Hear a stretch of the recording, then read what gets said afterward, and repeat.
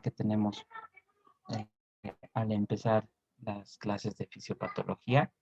Y si recuerdan, en un principio hemos hablado de lo que es el estrés y la enfermedad, y principalmente de algunos conceptos que son muy importantes, como por ejemplo el de la homeostasis, el concepto de retroalimentación negativa, y también la forma en la cual nuestro organismo responde ante diferentes tipos de agresores, desencadenando mecanismos de compensación.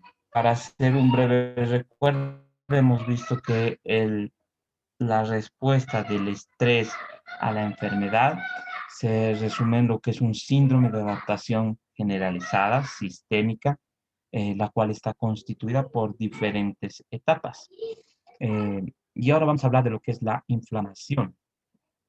Y este término de lo que es la inflamación también lo vamos a ver como un síndrome de adaptación, pero que en un principio es un síndrome local de adaptación, por lo que también la inflamación se constituye en un mecanismo de defensa ante determinadas situaciones que nos pueden causar daño. Bueno, entonces la vamos a ver desde diferentes puntos de vista. Vamos a iniciar con lo que es la inflamación, desde un punto de vista de su definición. Vamos a hablar de una clasificación de la inflamación en un tipo de inflamación aguda, un tipo de inflamación crónica.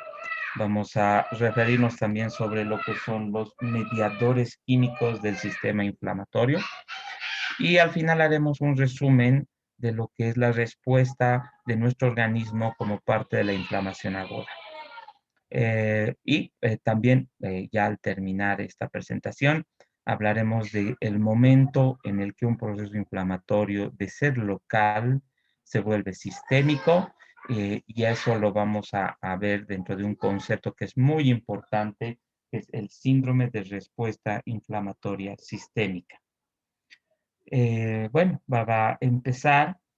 Vamos a ver de que la inflamación se constituye en un mecanismo de defensa. Y es un mecanismo de defensa que se produce como una respuesta de nuestro organismo para frenar, detener una determinada agresión. Tiene el objetivo de poder eliminar este agente agresor y continúa a una etapa de reparación o regeneración de la lesión que pudo haberse producido. Eh, Existen diferentes causas o diferentes situaciones que pueden desencadenar la inflamación. Tenemos, por ejemplo, las que pueden ser mecánicos o pueden ser físicos. Eh, Aquí tenemos un ejemplo de diferentes tipos de...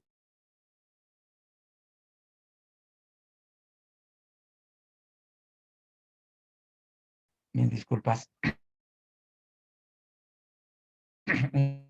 Les decía, existen diferentes situaciones que van a desencadenar la inflamación como un mecanismo de defensa. Una de es físicos, y tenemos aquí una pequeña tabla en la cual vamos a ver diferentes situaciones que desencadenan inflamación. De todo esto, tal vez lo más importante es poder comprender que la situación, el proceso inflamatorio generalmente lo relacionamos con causas infecciosas. Son determinados agentes microbianos que desencadenan inflamación, como lo que era el concepto de neumonías. Neumonía era un proceso inflamatorio que puede o no puede ser infeccioso, que se localiza a nivel alveolar. Entonces, también el concepto de inflamación, muy relacionado a lo que son las infecciones, no siempre está desencadenado por un agente microbiano. Existen situaciones de inflamación que muchas veces no son infecciosas, y esto está muy relacionado a las posibles conductas, especialmente relacionadas al uso de antibióticos. Entonces, no todo proceso inflamatorio es infección. Eh, Y eso es lo que vemos en esta tabla. Existen diferentes situaciones que van a desencadenar inflamación, desencadenan estrés, ese mecanismo de adaptación generalizado y también un mecanismo de adaptación local. De situaciones como, por ejemplo, el trauma, que puede o puede desencadenar un proceso inflamatorio, y otras situaciones también frecuentes, microbianas, agentes químicos, tóxicos, que pueden ser situaciones que desencadenen inflamación. Bueno, la inflamación, les había mencionado que es parte de una situación inicial, es un mecanismo de defensa de nuestro organismo que al final termina en la reparación o cicatrización de una determinada lesión. Entonces, todo proceso inflamatorio, al margen de ser una respuesta eh, de defensa de nuestro organismo, que en un principio es una respuesta que determina una gran cantidad de beneficios, también la inflamación se la va a definir como una reacción de un tejido vivo, vascularizado, frente a un determinado agresor. Como también hemos dicho, la inflamación es continuidad de lo que es una etapa de regeneración o cicatrización. Y cuando estas dos componentes de nuestra ante diferentes agresores pueden actuar de una forma en la cual nos producen daño. Puede existir una inflamación desmedida, una inflamación descontrolada, o pueden existir diferentes patrones de reparación que no son normales, diferentes patrones de cicatrización, de regeneración normales. Mantener la homeostasis de nuestro organismo, y necesitamos también mantener buenos mecanismos de defensa, como la inflamación. También necesitamos tener buenos mecanismos de regeneración.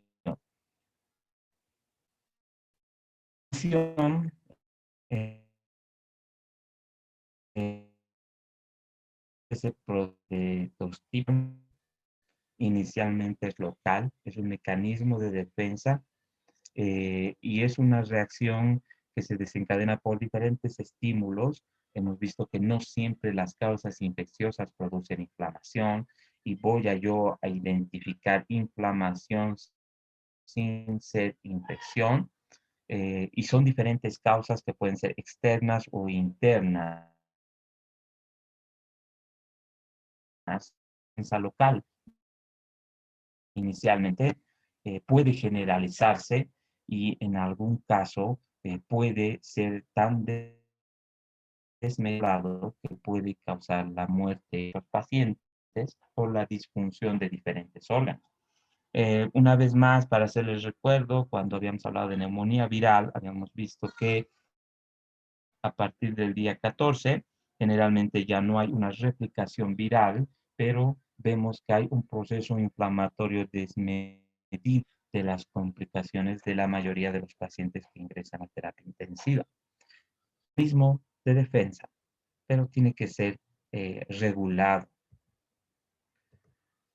Entonces, la inflamación como tal eh, eh, eh, la podemos clasificar según el tiempo en el cual se llega eh, de curso breve, autolimitado, híbrido al determinado agresor que nos está causando daño. Y este tipo de inflamación aguda tiene dos fases de respuesta, una fase de respuesta vascular y otra fase de respuesta celular. Y por último tenemos un tipo de inflamación crónica, la cual es un tipo de inflamación que se caracteriza por etapas por una etapa que se llama granulomatosa, que se caracteriza principalmente por la creación de fibroblastos y por la formación de fibrosis. Entonces, tenemos dos tipos de inflamación, una aguda, una en relación al tiempo en el que se pueden presentar. La aguda es de comienzo rápido, corta duración, es en la cual predominan principalmente un tipo celular que son los neutrófilos, y tenemos una crónica, un tipo de inflamación persistente de larga duración, en la cual ya no predominan los neutrófilos, sino predomina un tipo de respuesta celular por macrófagos y linfocitos. Además, la proliferación de fibroblastos, la fibrosis y la angiogénesis nueva que se va a producir. Entonces tenemos dos tipos de inflamación, una aguda y una crónica. Y dentro de la aguda tenemos dos tipos de fases en su desarrollo, una fase vascular y una fase celular. Vamos a hacer énfasis en el tipo de inflamación aguda. Entonces vamos a revisar estos tipos de fases, una fase vascular y celular. Eh, Primero, para hacer un breve recuerdo de lo que tal vez en semiología están llevando, es que Celso describió los primeros 4 signos cardinales del proceso inflamatorio localizado, que son el rubor, calor, dolor y el tumor. Es algo que todos conocemos. Entonces, algo que buscamos a nivel local para poder sospechar o diagnosticar de un proceso inflamatorio. Rubor, dolor, calor y además la tumefacción.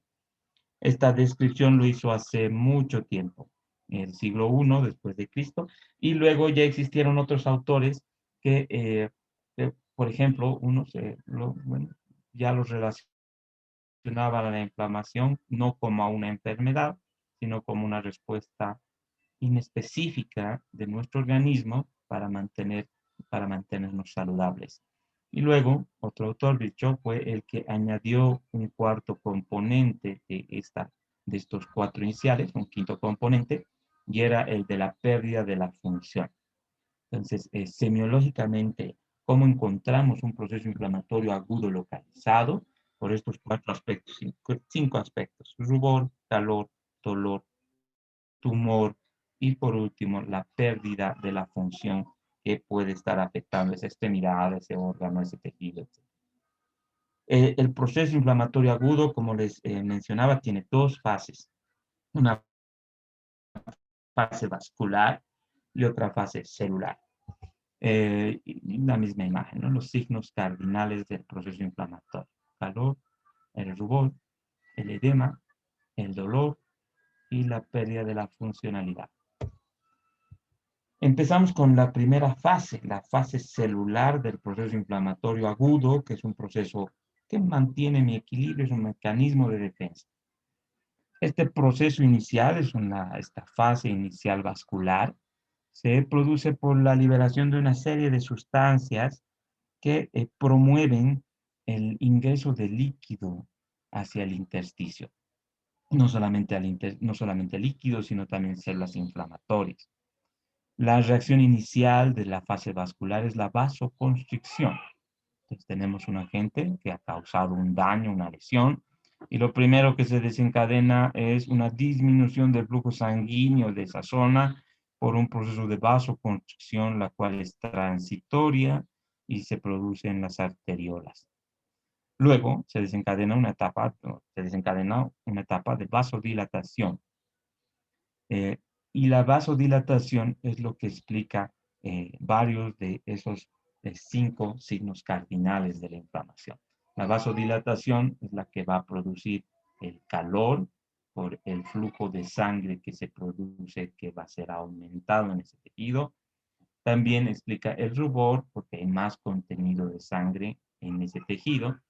Y la vasodilatación también produce un aumento de la presión hidrostática.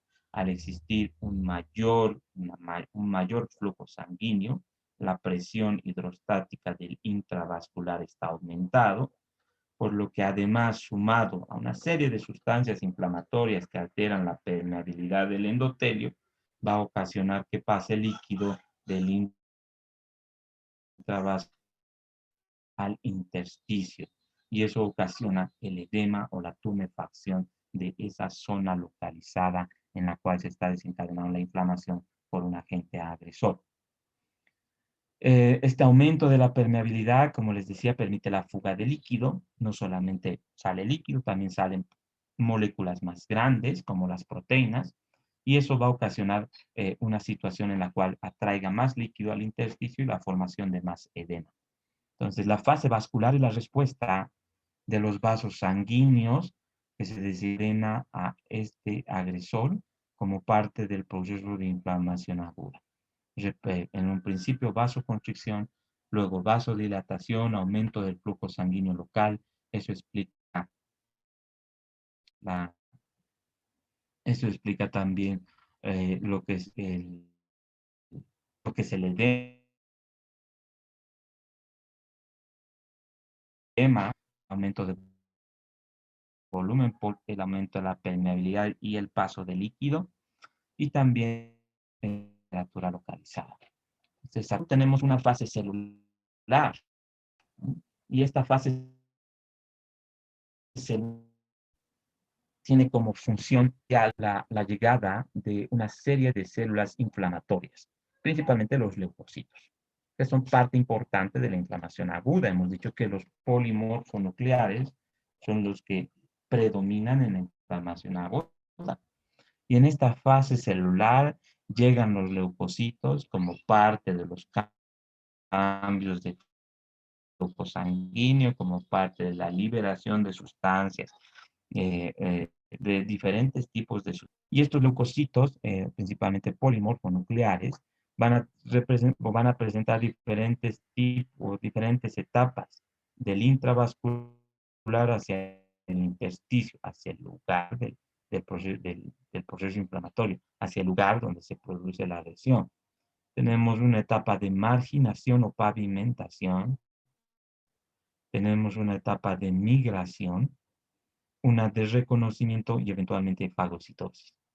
Una primera, entonces, la migración hacia la periferia en contacto con las células endoteliales de los vasos sanguíneos, la pavimentación del endotelio capilar de ese tejido que está inflamado y la migración a través de estas aberturas que se están produciendo intercelulares para el paso de líquido, paso de proteínas y también para el paso de células inflamatorias.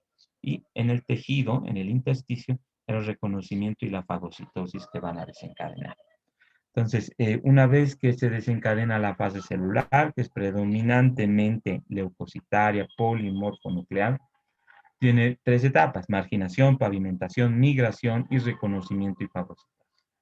La marginación y pavimentación eh, es la interacción de los leucocitos con el endotelio. Se margina a la periferia, se apegan al endotelio capilar. Este movimiento de anudocitos, de monocitos, es hacia el epitelio capilar. Adhieren a este endotelio una serie de moléculas de unión eh, que se van a ver eh, o que van a verse facilitadas su adhesión por el mismo proceso inflamatorio. La adhesión va a ocasionar que se pavimente todo este endotelio para luego entrar en la siguiente etapa, que es la migración de estas células inflamatorias. Los leucocitos que se adhieren a través de las uniones interendoteliales eventualmente van a migrar y se van a dirigir hacia, por movimientos aneroideos y prolongaciones, y van a migrar hacia lo que es la zona donde se encuentra ese agente agresor. Estos monocitos, neutrófilos, eventualmente macrófagos, y luego viene la etapa de reconocimiento y fagocitosis. La fagocitosis es un proceso altamente específico, ¿no? Tiene la finalidad de reconocer a ese agente agresor gracias a una previa sensibilización que han recibido estos neutrófilos para poder tener la capacidad de reconocer a las partículas o a los materiales que sean ajenos a nuestro organismo. Una vez que se fagocitan dentro de los neutrófilos, bueno, para recordar, saben muy bien que tenemos las lisosomas, una serie de sustancias enzimáticas que van a tratar de digerir estas partículas. En este proceso de fagocitosis, muchas veces este neutrófilo muere y libera más enzimas dentro del tejido circundante, lo cual puede formar pequeñas zonas de absceso. Algunos microorganismos pueden ser muy resistentes a la fagocitosis, como por ejemplo la tuberculosis, el bacilo de la tuberculosis. Eh, no van a ser completamente destruidos y pueden permanecer durante mucho tiempo en estas células o en específico en estos macrófagos. Las grandes células fagocitarias son los neutrófilos y los macrófagos. Ellos van a necesitar primero una sensibilización previa para el reconocimiento adecuado de estos materiales extraños.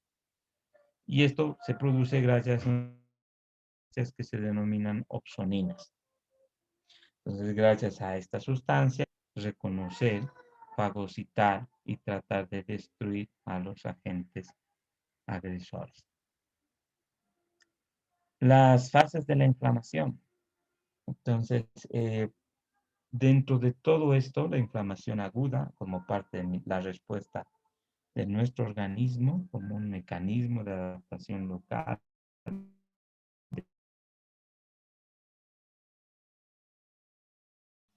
es constituida por una fase de iniciación, una fase de destrucción y eventualmente dentro de estas cuatro etapas encontramos la fase vascular, la fase celular, las cuales explican los signos cardinales de lo que es la inflamación: el rubor, calor, dolor, la impotencia funcional, la tumefacción y el edema. ¿Cuáles son la inflamación?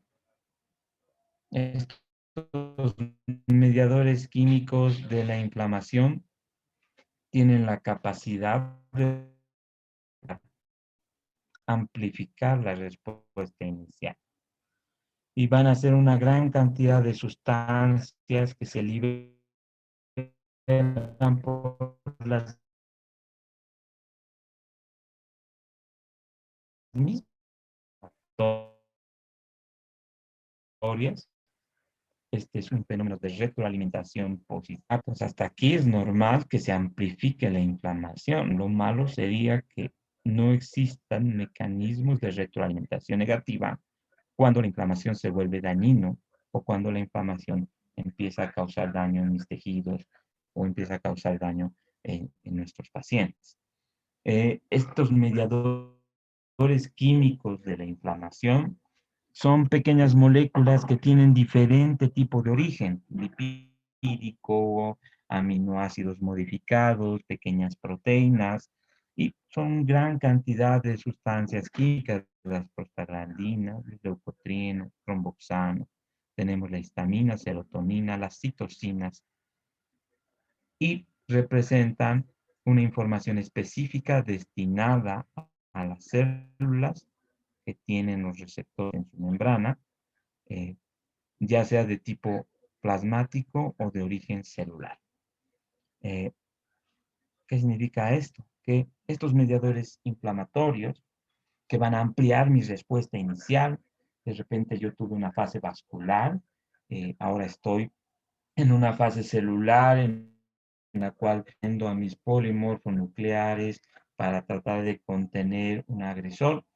Se van a liberar una serie de sustancias amplificadoras que pueden tener dos orígenes: celulares, o pueden tener una fuente principal de origen hepático, que libera una serie de sustancias hacia el plasma, y del plasma van a cumplir las funciones a nivel local. Aquí tenemos, por ejemplo, el sistema de las cininas, las bradicininas, el sistema de la coagulación y la activación del complemento, que son parte de esas sustancias parte de esas sustancias o mediadores químicos de la inflamación que, que van a tratar de amplificar mi respuesta. Y otras de origen celular, al ser celular van a liberarse a nivel local. ¿No? Se van a liberar porque sintetizan nuevos mediadores o porque liberan gránulos que ya tienen una serie de mediadores químicos de inflamación.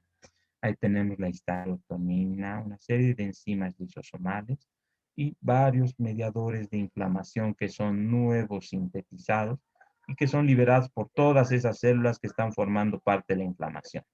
Mastocitos, plaquetas, neutrófilos, macrófagos, linfocitos, etc. Entonces, esta, estos mediadores químicos de la inflamación tienen dos tipos de origen, un origen celular y un origen hepático. Hepático, coagulación principalmente. Van por el plasma y en el punto en el de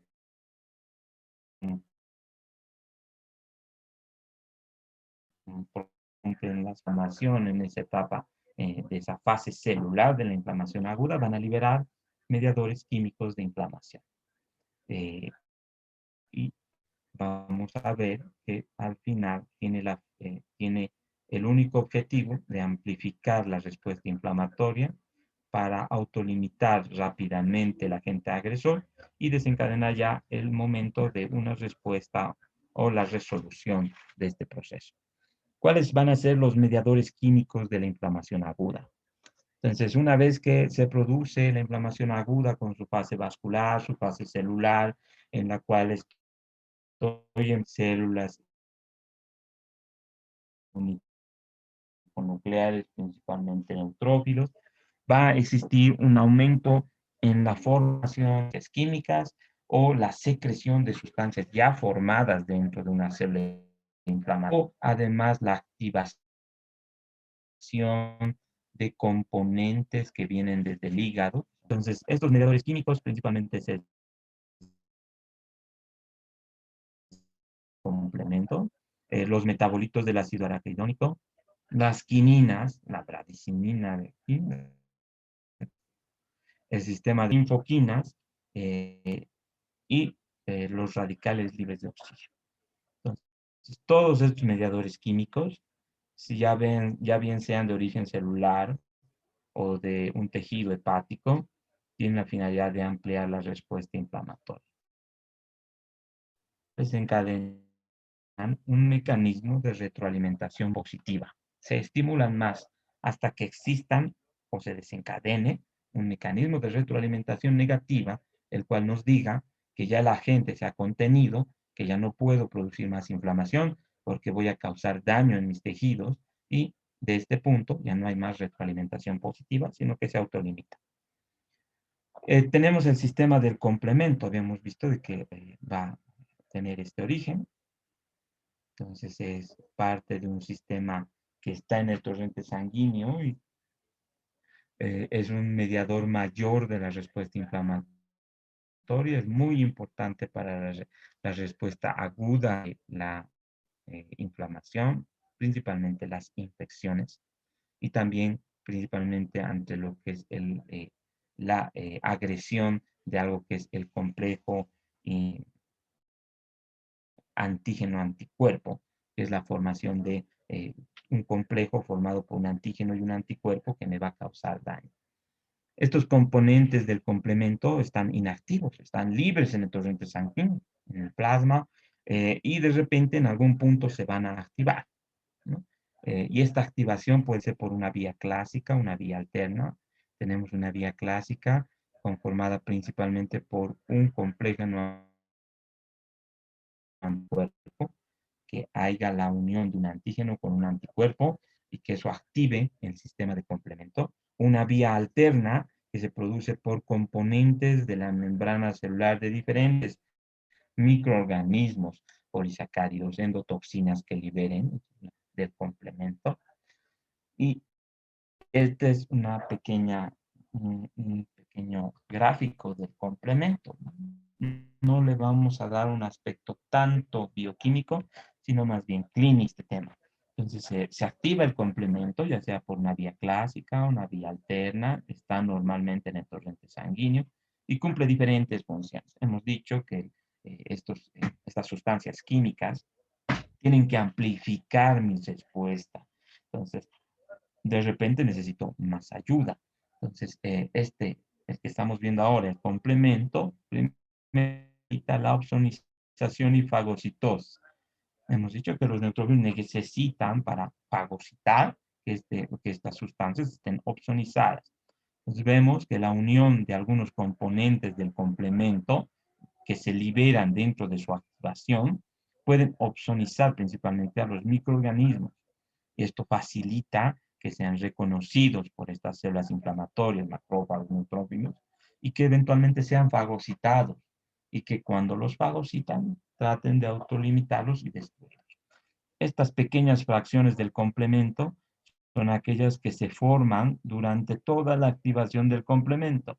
Miren aquí, C3, C3, C3b, se forma el C3A, complemento 3A, y también se van activando, formando diferentes componentes o sustancias que van a cumplir diferentes funciones. Y vemos aquí estos dos, con la optimizar para facilitar la fagocitosis. El complemento también va a estimular, hemos dicho, más inflamación, ¿no? Entonces, estos componentes del complemento que en su activación se han liberado y que pueden agregarse a esto que es un microorganismo, va a ocasionar que exista una mayor facilidad para la atracción y activación de leucocitos. Entonces, estimula una respuesta inflamatoria mayor.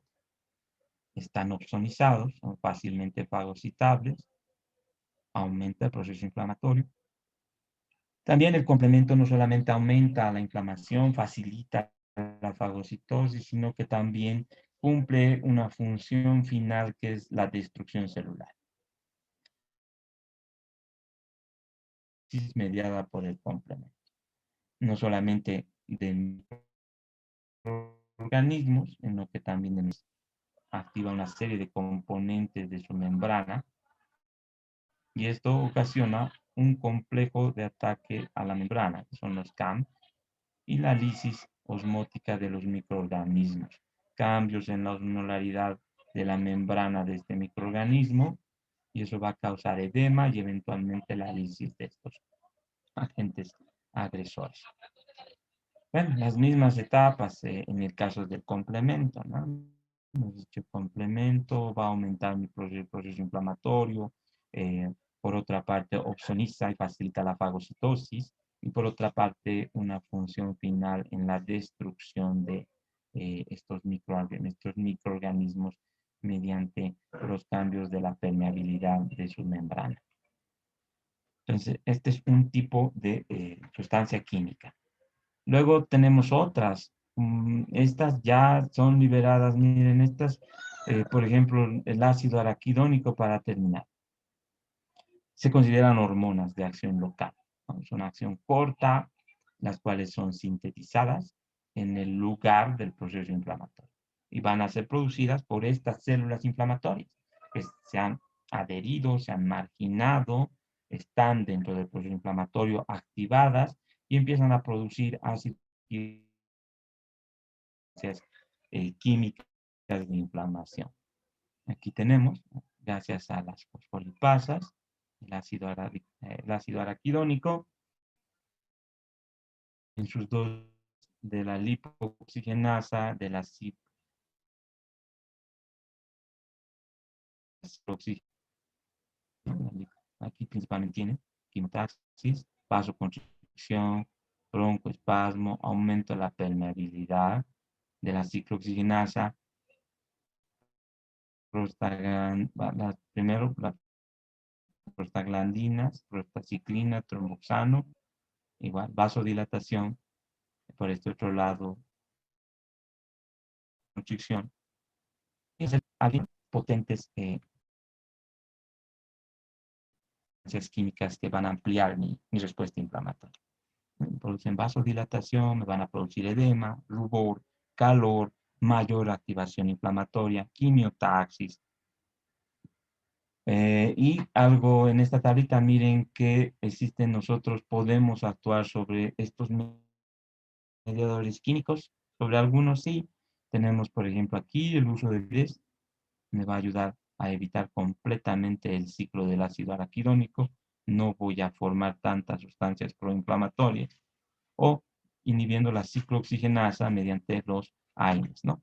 También con esa finalidad de evitar el proceso inflamatorio que pueda producir algún tipo de daño en mis tejidos. Vamos a quedar aquí.